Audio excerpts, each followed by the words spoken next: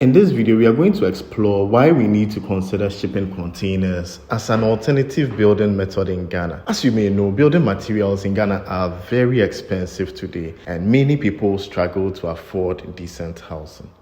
But what if there was a way to build unique and habitable spaces using recycled materials that are cheaper, faster, and more eco-friendly than conventional methods? That's where shipping containers come in. And in this video, we are going to interview an entrepreneur who is using shipping containers to build homes, offices, and even apartment buildings in Ghana. So please introduce yourself. My name is Emmanuel Diala. Emmanuel Diala. Diala, Okay. I'm roughly 50 years old now. Okay. And I've been in the container shipping industry for roughly 25 years. 25 years. Yes, work with various multinational organizations.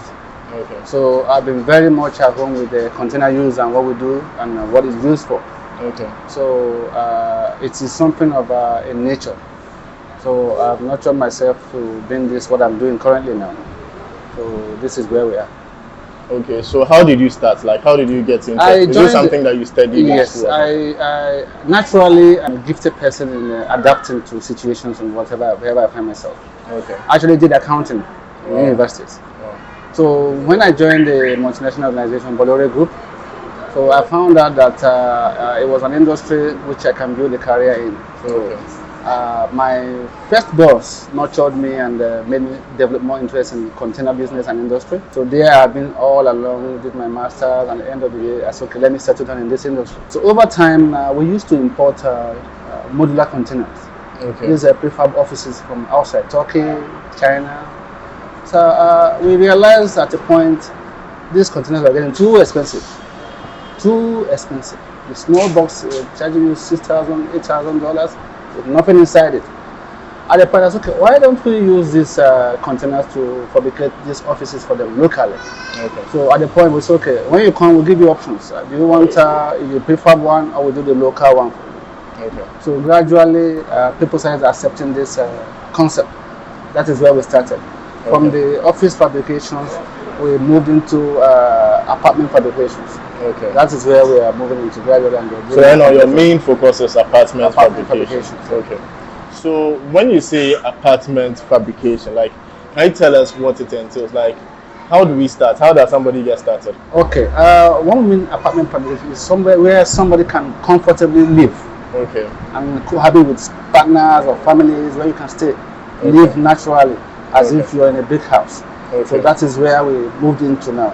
Okay. So conventionally, people use bricks, but now we are trying to convince them this concept is very, very comfortable, very, very affordable, and very, very convenient to work with.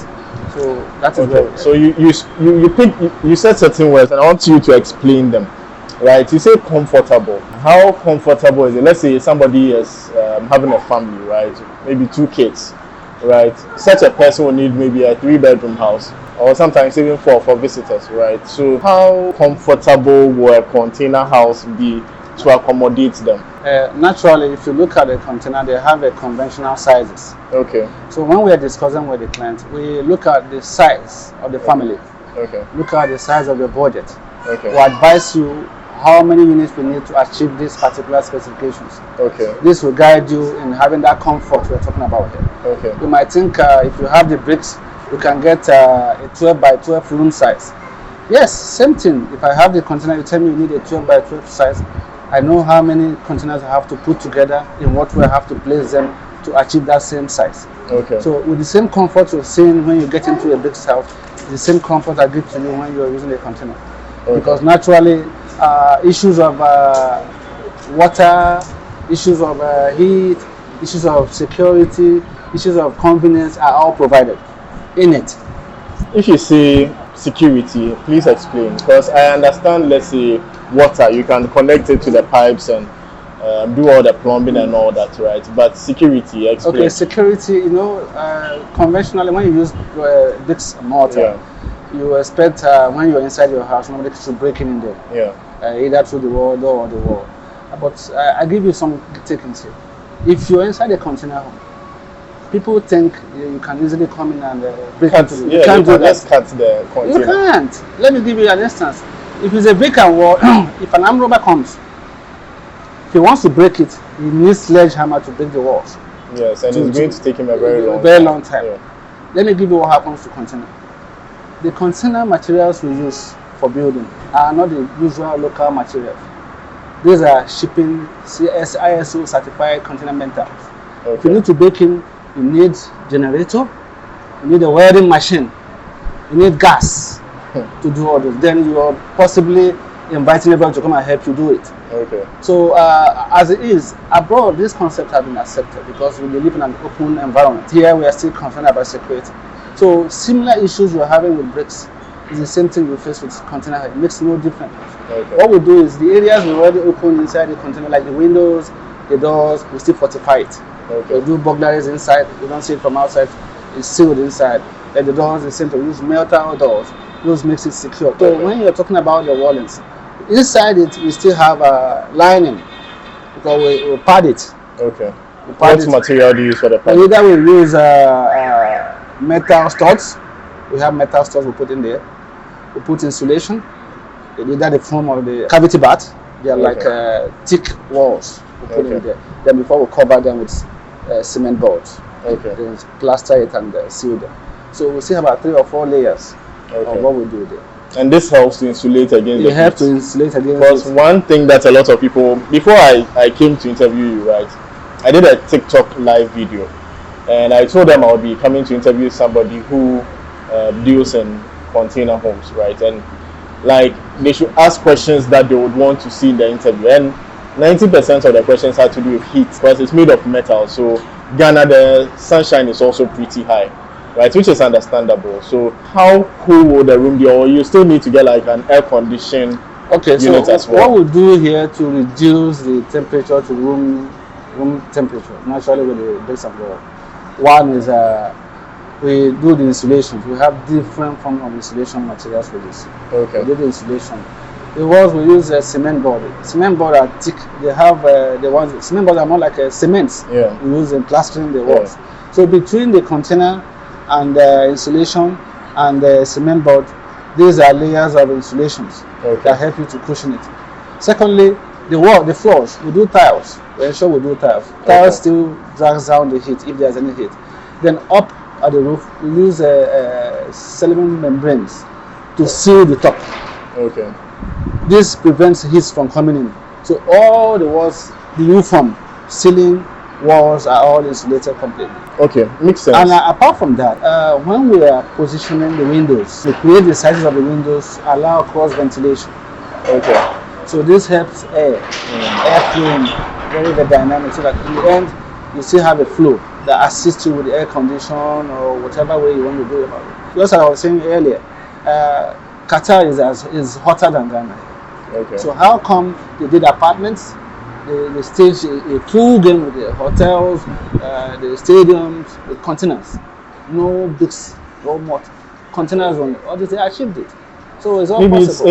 It's faster to set up, right? And probably cheaper. That is why they chose that option. And then I'm sure after the event, they would want to dismantle it. 2 weeks after the game, they dismantled everything. Exactly. Is it something that somebody who wants to stay, like the person got a plot of land, they want to stay for the next 50 years, they shouldn't think about in 20, 30 years what is going to happen to my house, right? Because it's now their house where they live in terms of rusting and things like that, right? So what is the solution for rusting? Okay, basically shipping containers are manufactured roughly for a lifespan of 50 years. Okay. So when they are used for conveying goods between one country to another, will have a life of about 25 years taken out of it. In accounting, we call it cost recovery. They take it out of it. So the remaining 20 years or 25 years, when we receive this container, that's why when we're buying container, we go to buy it also. If you're going to buy, we need to come and inspect. Okay. So we look at the extent of rust. Okay. So there's an extent of rust that must have encroached into it. We say we can't use this. Okay. So when we now get these containers, we need to add a little life more into it. So what we'll do now is that we'll go through it, grind the whole unit, apply anti-rust. Then if you watch most container holes we build, we don't drop it on the floor. Okay. There was always a footing Okay. To support it from the ground. So you don't do like a foundation? What we do there is the prepared method of handling it. We do footings. Okay. These footings is suspended from the floor. Okay. This is not to allow water to sit by it every time. Okay. So these are methods to make sure you should control rust encroaching into it. And secondly and thirdly, if you watch, no matter what kind of building you have, whether bricks or aluminum or whatever, you need maintenance. Maintenance culture is anything you're doing, there needs maintenance. If you don't maintain your house, whether it's bricks or mortar, it will go down. That's true. So then what's the lifespan after you've done all your treatment and everything? 30 years. 30 years. Yes. So what happens after the 30 years? 30 years, you can see add life to it. How? All you can do there is that the whole process we did on the external structure, you redo them again. Okay. You can skin up the whole thing. You can grind them. Any area you find there is a rust coming, you can cut it off. You fix a fresh metal plate to that. Paint it, add the rust to it. It becomes new. Okay, so it's not like it's not going to be the exact same cost as you acquiring the first unit. Because that's what most people will be thinking, it's not the same. If after 25 to 30 years I have to do everything again. No, then do everything again is just like a maintenance cost. I understand. Areas you will find that there are some places are failing. You need to treat it. When you notice failures, you treat it. You don't allow it to degenerate. Sure. That is the advice we give to clients. Okay, so the next thing I'm sure a lot of people are going to be concerned about is cost. Right? Are you really making any cost savings as opposed to going to do your brick and mortar? Normally I tell clients, whatever you used to do a structure like this, give me 20% less of it, I'll do the same thing for you. Okay, so we are saying that the total cost savings for a container home, like if we have the same design, same space size, everything, for brick and mortar, container is going to save 20%. Where's the cost savings going to come from? You see, we have, when you're building, a client can come in and tell you the specifications they need. So, like, let's compare a brick and mortar, self-contained, chamber and house self-contained, and a 40-foot container, chamber and house self-contained. You see, the amount of cement you use and the amount of cement board we use is not the same. Already, you need to do blocks, but this particular spec is already having a metal frame. So all those areas are where cost keeps dropping from. Okay. And the costs are very specific. When you are building a container, costs are very specific. But when you are building a brick and mortar, you can give the money to a contractor. He'll tell you, oh, I gave you 50,000 last week. He says, oh, look at it in this beam. But you can't fathom how come it is in this beam. But if I tell you this beam is this dimension, I need this size of plasterboard, I need this frame of ABCD, I need this, I need this, I need this. Those are what costs will go in there. But if I tell you I use 50 bags of cement for this beam, how do you ascertain that? You can ascertain it. You can ascertain it. I use 50 bags of cement, I use 1 tons of this, I use this, you can ascertain. But if I tell you this beam here, I use 50 pieces of stud, I use cement board, this thickness, you can see it's measurable, specific. You can, all those costs are very, very, you can identify them. So that helps you in say, okay, this is really where the money is going into. So those are areas you save costs, and it's a very, very open areas you can understand what costs we are going to do or what costs we are going to cut off. Okay, so people also said I should ask you, how do you do tiling for like the bathroom and stuff like that? We have chemicals or waterproofs. Okay. They are membranes. Their thickness are very light. So what we do is we still use a cement board inside there. We apply membrane. In some areas, when we do all these things, we still put the glass cubicle, shower cubicles. Buy the big ones. Depending on how big the size of the apartment is, we try to conserve space and manage space. We get the sizes of cubicle that can fit in. Or if we want a general open shower, then all the inside we use waterproof membranes. Okay, so it's not the tiles. It's not the tiles. Yeah. We use waterproof membrane. If you use the tiles at times, you find that over time there is a separation between the wall. The wall of the container and the tiles. So we use waterproof membranes to do all this, ensure these ones are mitigated. Okay, so with container homes, right, can I still go for my architectural drawings of how I want my building to be done? Yes. And give it to you, or just some No. Same thing. I have one we are doing at Udumasi, somewhere in Amasama here. Architects have done this design. I did the sketch of what I've sat down with the customer. Okay, I need this. He said he needs a self-contained apartment, 4 apartments. The land is quite small. Okay. So we are using two 40-foot containers to do self-contained apartments, one up, one down. We have a porch at the back. We have a washroom and bathroom in there. We have a pantry. Then underneath there, we have a sit-out pergola out there. So I've done the sketch draft, sent to the architect. They now start down and do the actual drawing. Okay. With the actual drawings, dimensions, and do the 3D. You sent me materials on that as well. So we've done all those ones. After we are finished with that one, then at the end of the day, we now decided, okay, then the customer have to decide what we are going to do next. All right, so I'm continuing from that side. I have my design in mind, right? I've acquired my plot of land. If I contact you, what's the process going to be like? What's the next step in the whole process? Normally what we'll do is we discuss about your need, what you intend to do. Okay. When you've acquired the land, I will come around, do an inspection. Okay. We look at the nature of it. Some places are the waterlogged, some are the salty type. We bring to our advice to this, so we can do it here. You can't. So there are places you can't do it. Okay. There are some salty areas. You see them where you have this holes. Okay. So when you put it there, over time the salt will affect the wall. From the wall, we get to the container. So okay. Then seaside. Okay. There are special chemicals we use for the outside walling. When we finish with outside walling, we'll clad it. Okay. It must be cladded. Yeah. When you're doing the seaside. Okay. Cladding can be wood cladding, can be veneer cladding, can be alucopor cladding. So when you say you don't even see it as any container, but it's all covered. Okay. So those have to protect it against the salty wind and any other thing. So those are what we do. So when we do the land inspection, we will sit down with you and we agree. Because normally we don't want to get involved in the civil works. Civil works, I mean the concrete, the distance. You have your contractor. I need these footings. These are the specifications. Okay. This is the depth. This is the height. These are the dimensions. Okay. Do this for me. That is the area they do it. Then after that, then we can now start. So, assuming the client is ready, has cash and everything, right? And you've come to do your site inspection and all. How long typically does it take for the process to be completed? We can do that for 50 days. 50? 50. Okay. 50 days to ready.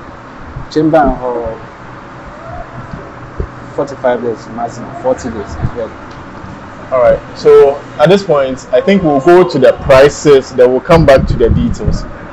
The chamber and hall, because you are now giving us different types of buildings, right? So chamber and hall, on average, how much would it cost somebody who is ready and wants to do a container home in Ghana? Chamber and hall, good to go with the single. Let me give you the variances. Yeah. If I say chamber and hall, somebody might tell you, okay, just use a single 40-foot for me. Then chamber and hall, someone can tell you, I need the rooms bigger. That means I won't use only one 40-foot container. Okay. I need to merge about 2 40-foot or one 20-foot addition, depending on the designs you want. And that brings in the variations in cost. Okay. I'm giving you the variations in cost now, but I'll give you the basic cost. Yeah. So now, these are the variations. Secondly, someone can tell you the kind of tiles I need here. I need this ceramic, I need porcelain, I need this. In the washroom, I need the glass cubicles. I don't need the open wall. Yeah. In the kitchen, I need this specific, like the kitchen cabinets. Yeah. What we simply do there is we order the prefab ones. Okay. Along sprinters, a lot of them prefab ones. We go there, they come, they do the measurement, work on. So we like our finishing to the top notch. So those are the variations that come in prices. So when we understand you are very conscious, you are very concerned about cost, we are very open with our figures. Okay. We are very, very open with our figures. Okay. So you determine it. Okay. Okay. So. And for the tiles as well, there's something we call the LVT, luxury veneer tiles. Those are the noiseless sample floor, the interlocking ones. They are like wood color, different patterns. Yeah. Those are expensive as well. So those are the variations. Okay. So for chamber and hall, if I'm using a 40-foot container, I can do that for 130,000. Cedis or dollars? Cedis. Okay. Cedis. All right. Because if you put in dollars, because the funniest thing is, the shipping container we use is denominated in dollars. Yeah. So we only convert it here to sell in cedis. Okay. Even till date, I sell containers. Okay. I have partners who bring in empty containers for me. I sell them.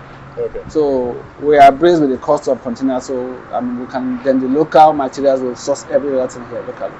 130,000, including all the tiling, the plumbing, the sinks, the kitchen cabinet. Excluding kitchen cabinet. Okay. Flooring, lighting, painting, insulation, air conditioning, bathroom fittings, windows, all included, excluding outside cladding. I was coming to ask if the cladding is part. Outside cladding varies depending on what you want to do. Averagely, the cost about 200 to 180 to 200 cedis per square meter. Okay. Depending on what you're doing. If you're using the normal wood, over 3 months is very fine. Okay. After 3-6 months, when it fades off, Okay. you need to polish. But if you're using veneer, there are lots of different type of cladding materials out now. Chinese people are bringing in. Can be for outside, very lovely. You see some fluted panels we use, very, very lovely. So it varies in cost to do cladding. So we keep that out. Okay. It's more like a third-party cost. Okay. Okay, great. So now let's move to a 2-bedroom house for, let's say, a couple who just starting life. They got married. They don't have any kids. On average, how much is that going to cost? Minimum average, upper average, based on, we know it differs based on the taste, the quality of finishing and all that, right? 200,000. So right now we are looking at about 100,000 per room. Okay, so if it's a 3-bedroom house, can I assume it's now 300? No, because if you look at a 3-bedroom, let me tell you why. The washroom in there will be 2. Okay. It will be 2. Then the kitchen, of course, will be larger. The hall will be larger. So all those are what we consider in all the prices. Okay. So it's not. It's not a multiple. Okay, understood. At least the prices seem within the range that you mentioned, about the 20%. Exactly. Yeah, because if, let's say, the 3-bedroom in Ghana today will cost you 500,000, then the 20% is about 100,000 less, right? Which about 400,000 should be able to do. Perfectly, we'll do it. We had a 3-bedroom we did around Akuse there. We use this client actually procured the containers himself and kept. Okay. It's more like a farmhouse he wanted there. So we did a 3-bedroom apartment there. 1 room with a master, then the central one. The whole of the inside of the 40 feet, we collapsed it. There wasn't any wall. Then we now took our time to partition everything. So my next question is, would you come and do everything on site, or there are some things you would do and then you on site? You come and do everything on site. So you need a source of electricity. So what if the person has purchased land somewhere very remote? And those are part of the inspection I have to do. Okay. When I come, I will check the road itinerary, because we have to move trucks to that place. Okay. I will check availability of a crane to offload and position containers. Those are what I look at. I look at electricity. So, and look at how the nature of the ground is. Those key 4 things: road, electricity, nature of the soil. So, how about the topography, like the angle of the land and all that? If it's hilly, is this something you can still? Yeah, exactly. Those are part of when I look at the land. If it's hilly, I can advise you this. It needs a particular kind of civil work that need to be done. Okay. You see, when we are doing maybe a story building or there's something we'll do in the footings. So assuming this is one of the footings, what we'll do here is I'll ask them to bury a mesh, iron rod mesh down. Okay. Then the mesh comes up as well. Okay. When it comes up, it comes to the surface of the footing, flat like this, metal surface. So it's holding down to the mesh, going through the beam, having a flat surface. We have boats, so when we now sit the container on it, we'll lock it down. So when you see the container sitting on the footing, it's not just sitting there; it's locked down with the beam, with the metals down there. So in such a way, when we see steepy ground, we advise you. These are the nature of civil works you need to do to sustain such structures here. I get you. Myself, I'll let you come and do something. No, I'm serious. So that people will see, and then we use that one to also record the process. Okay. Yes, at least a studio kind of apartment. Right? Yeah, we can do that. We are doing that. We are looking forward to doing that. Okay. So naturally, we've been sending some clients to areas we've done such before. Tantra Hills, we did one. We did one in Bolgatanga. That was a 5-bedroom apartment. We use 240 for and 24. It's a staff quarter for a big hotel they have in there. So most of the time we let clients go to have a look, but over time we had to stop because the owners of the property, their privacy and are concerned. We just stopped it. Sure. We are thinking of doing a studio, a show. Yes. You know, a show house. We are preparing a studio house to enable clients when they come. When they come, they can see practically their questions answered. Okay. So it reduces the amount of questions as they see practically. How soon would that be ready? Before the end of the year, it will be ready. Before the end of the year. Yes. I had another question. So should the client have, for example, you said let's say a budget of 200,000 for the 2-bedroom, right? Should the clients have all the 200,000 before they can start? Or what's the process like? On that, what we do is there's an option we can say we build as you pay. Okay. I can break down the payments into 3 folds. Okay. You tell me, okay, 3 folds, that means we're paying in like 70, 60. So when you're paying this is what level of work we achieve. When you're paying the next one, this is the lower level of work we achieve. It's all measurable. Physically, I will tell you when you're paying this first money, The footings are done, the containers are cut open, the windows are installed, they are done painting, they are done this. When you come, we look at it, we progress until it's done. So we can do 3-fold payments. So where is your office located? We are on Spring Test Road, close to Shell Signboard. Shell Signboard. From Coca-Cola. Okay. Just about 4 buildings after affiliated this bank. My last question. Who is the person who would most likely go for a container home, or why would anybody want to go for a container home over the traditional brick and mortar? You see, container homes is they are new thing here. Yeah. Permit me to use that word. Though people have been seeing it, I've come to realize about 70% of the clientele I have are either staying outside the country. They've seen the people use it there, seen how it works, how beautiful it looks. But when you're using a container home, you can perform any kind of gymnastics with your containers. So it gives you that aesthetic look.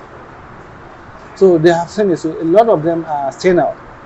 The few ones that are here are more of the ones that have seen the option work somewhere. Okay. And they have the fund to go into it. The middle class clients are still skeptic. Yeah. They are very skeptic. The third client still type we have are the companies. Okay. Companies easily do it. Okay. So our brothers and sisters who have stayed outside the country, they are very fast with decision making on it and take it. Then the third class or second class people here are normal Ghanaians who are still skeptic. Does it cause this? Is it heat? Is it that? Is it this? But meanwhile, when you travel abroad, when they keep you, like UK, when they keep you in a small cubicle, you stay there and go to other place.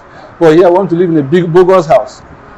So it's a mindset thing. It's a mindset. But strangely, right, Ghana, especially Accra, has a lot of containers by the roadside, like you said.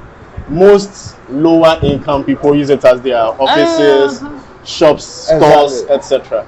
Right, and they don't see any issue with it. But when it comes to building a residential property, exactly. If you look, most of the lock-up shops we have here, or even the locally made container, the thickness is very light. You can kick it and open. They stay in there and sell. Yeah. They stay in there every day to sell. Even there is no insulation. They only use veneer wood to cover the inside. Okay. They don't even feel the heat.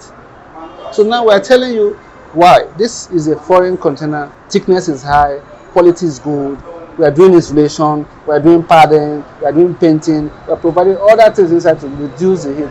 And you still feel there's heat. I guess Ghanaians are just very skeptical. So I am sure after this video, see a house you have built from container homes. Can guarantee you 90% of the question will be that. And then 2, they would also want to like have me interview somebody who has lived in one and who can share their experience, right? Because buildings are expensive. Though you are saying it's 20% cheaper, and 20% is not cheap when it's 400,000 Ghana cedis. Mm-hmm. You understand? Yeah, so it's a big investment for somebody, and they don't want to take the wrong decision. By first week of May, we are starting a new project around Akuse. And invite you over. Take you through sessions of what we are doing, so they can see how it goes. Then July we'll have another project somewhere around Odumasi, just not far from here. So we'll take them through the session, so you see what it is like from beginning to end. You can have a look. You can see clearly what we do and how it's done. So another question: how many people do you work with? How many people do you employ? We have ad hoc staff. Okay, ad hoc. As and when there's a contract. As and when there are contracts, I mobilize them. Basically, ad hoc staff, I have about 15 of them. Do you have vacancy for interns and people who want to come and learn, or for now you are not doing such? Who are into industrial, we do IT management. Some I had 2 students last time from Cape Coast University.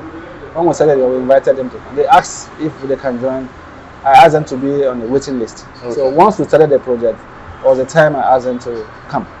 So I took them to theoretically, when we started the practicals, they came to site, joined them to work. So while we are doing the critical decisions, you see, when you have an electrician working, you have a metal fabricator working, you have an insulator working, you have a plumber working, you have a painter working, you have a skimmer working.